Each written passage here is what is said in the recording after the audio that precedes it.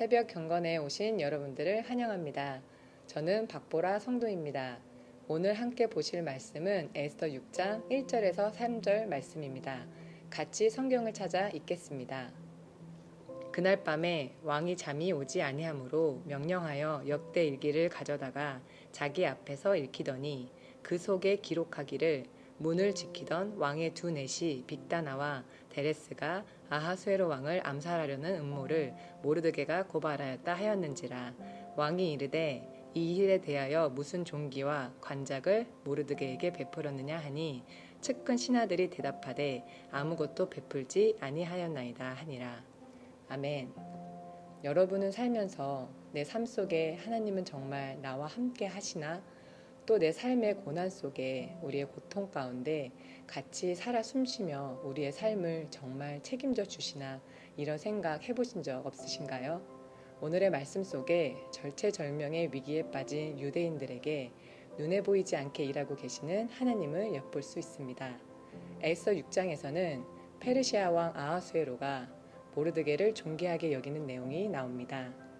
바벨론의 포로로 잡혀있던 시절 아하수에로 왕 때에 에스더라 하는 유대인 중 베냐민 지파 아비하일의 딸로 모르드게의 사촌이자 모르드게의 딸로 입양되었던 아리따운 한 여인이 왕비가 됩니다.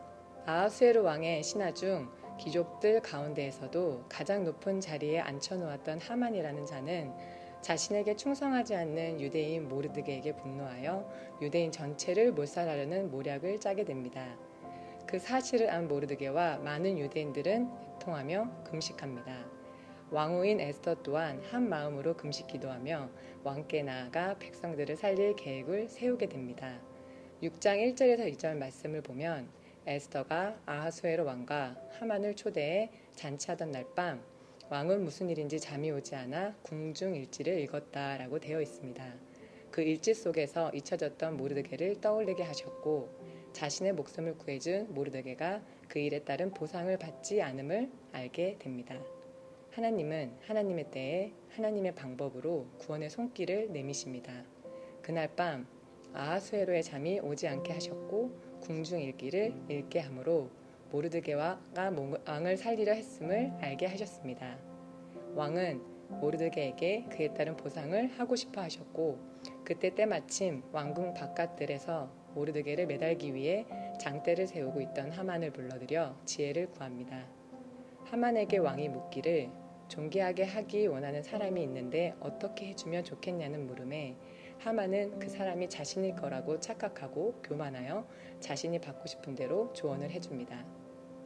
상을 주려는 자에게 왕복을 입히고 왕관을 씌운 다음 왕이 타는 말에 태워 그 사람을 높여야 한다고 하였습니다. 결국 하만은 자신이 내어놓은 조언을 그대로 모르드게에게 하였고 굴욕스럽게도 모르드게를 높이는 일에 앞장서게 됩니다. 하만은 자신을 높이고 타인을 짓밟기 위해 갖가지 수를 동원했지만 오히려 몰락의 길로 들어섰고 주어진 모든 상황에서 진실했던 모르드게는 존귀하게 여겨지게 됩니다. 이렇게 에스더 6장은 막을 내립니다. 하만의 계략 속에 속수무책으로 몰살 위기에 몰릴 것 같았던 유대 백성들에게 에스더와 모르드게의 지혜로 구원을 얻은 것 같이 보이지만 위기 속에서 하나님은 아하수에로 왕을 잠을 오지 않게 하셨고 그 상황에 모르드게를 떠올리게 하시어 유대인의 학살을 막는 멋진 승리의 길을 인도하셨습니다.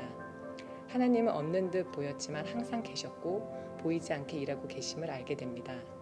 우리가 살고 있는 이 세상에도 하만처럼 교활하고 악하게 사는 자들이 권력을 갖게 되고 많은 사람들을 곤란한 상황으로 내몰거나 힘들게 만드는 경우들을 종종 마주하게 됩니다.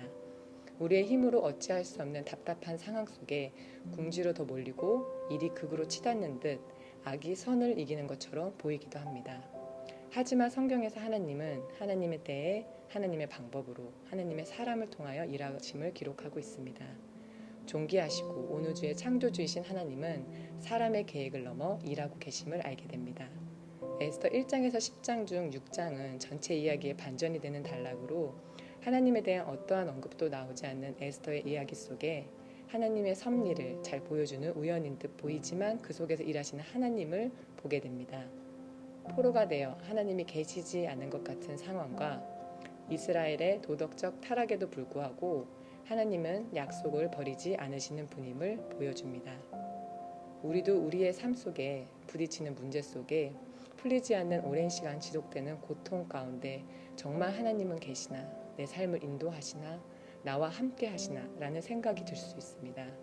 지금 내 눈앞에 해결되지 않는 그 큰 문제 속에서 낙담하며 좌절하고 끝이 보이지 않을 것 같은 고통 속에서 우리는 하나님은 예전에도 그러하셨고 지금도 앞으로도 우리와 항상 함께 하신다는 것을 깨닫고 그 큰 섭리, 그 통치하심을 믿고 나아간다면 그 고통스러운 문제 가운데서도 하나님의 그 큰 섭리 안에서 그 어떤 것도 하나님께 온전히 맡길 수 있고 우리의 삶 속에서 하나님께서 행하시는 놀라운 일들을 경험하게 될 것입니다.